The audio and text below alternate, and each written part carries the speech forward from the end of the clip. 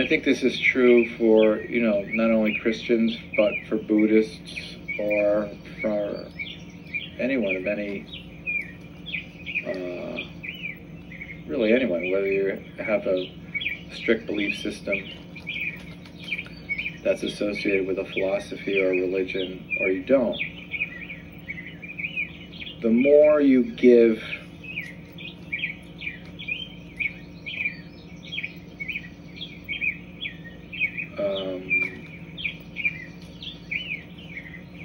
credence to and trust in your own efforts to make changes, you proportionately will experience less satisfaction and less evidence of any spiritual transformation that might be at the core of your search, because you're trying to create differences in your life by how you change your behavior, as opposed to learning to allow God's presence to so fill you and permeate your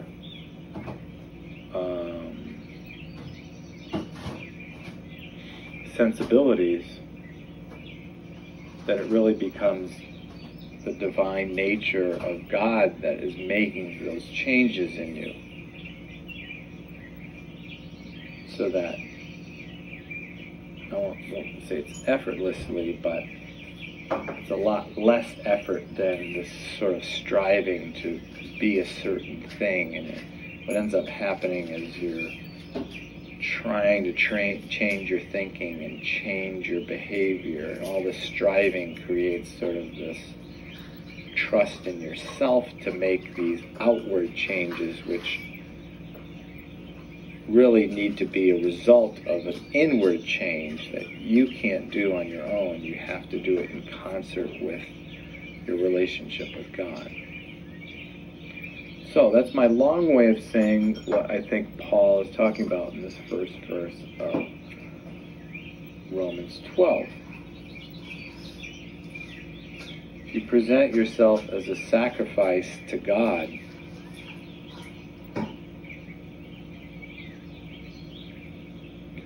then he can fill that emptiness with his presence and his substance. And so it'll be his love, his courage, his perseverance, his equanimity that begins to take permanent residence in you, and then the natural effect of that growth is going to be changes in your thinking and changes in your behavior and an increased capacity to love.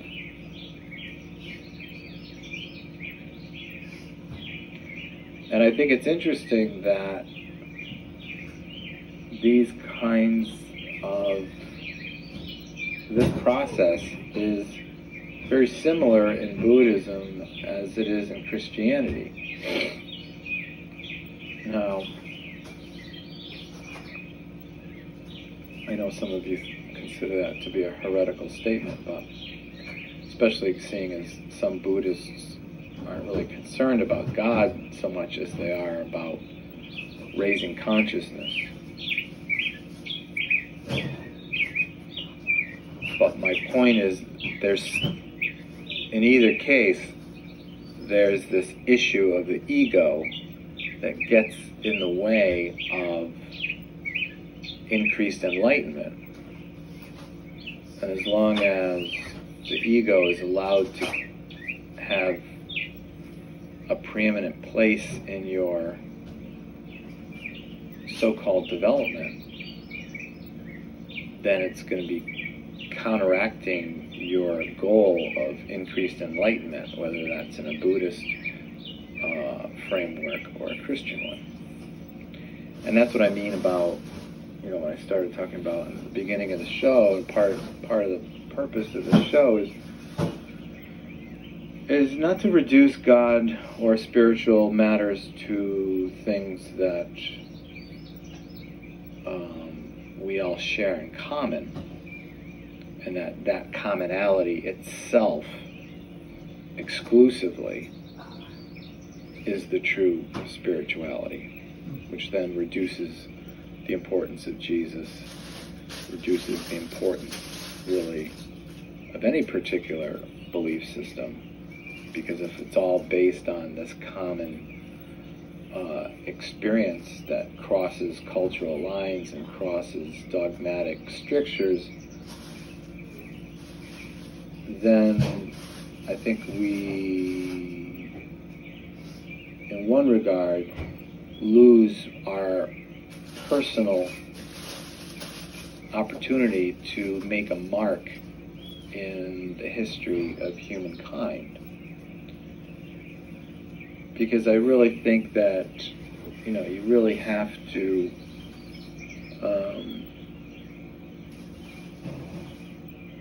be true to who you are now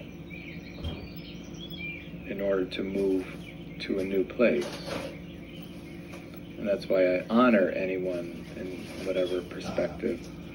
they might find themselves in. Because if what they're after is, what we all share in common, which is peace on earth, love towards each other, service towards each other, personal growth, against living a life of selfishness. We have all that in common. That's great, and that's what provides the sort of foundation for communication and understanding and building and learning and synthesis from one system to another. But it doesn't replace your own personal experience or belief system. And I think that's where a lot of people, I think, get a little bit messed up in, is because, they look at, if you start getting into these comparative religion things, well, if all of what it's all about, what it all comes down to is changes in behavior, and if you had, an outside source coming from Mars to,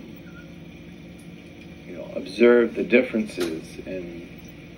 how people actually treat each other and live their lives in social constructs, they would find, well, there's not that much difference. And if there's not that much difference, then why don't we just make that the religion and get rid of all these dogmatic divisions? And if you want to do that, and if that appeals to you, then, go for it and see where that gets you. Well, my own understanding is, because my life has been so touched and changed and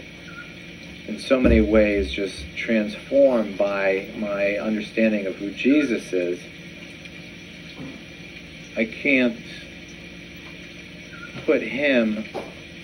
aside, because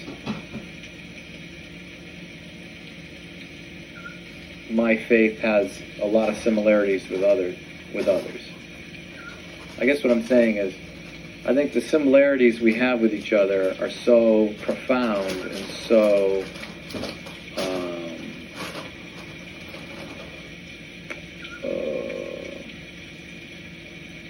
there's so many of them,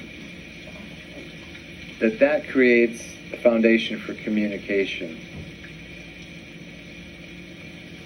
And that in and of itself is a public gift to the world, that we respect each other's differences and experiences and perspectives, so that we truly can live in a pluralistic world that allows for that difference of personal belief, because we share so much in common for what ultimately reaches the public domain.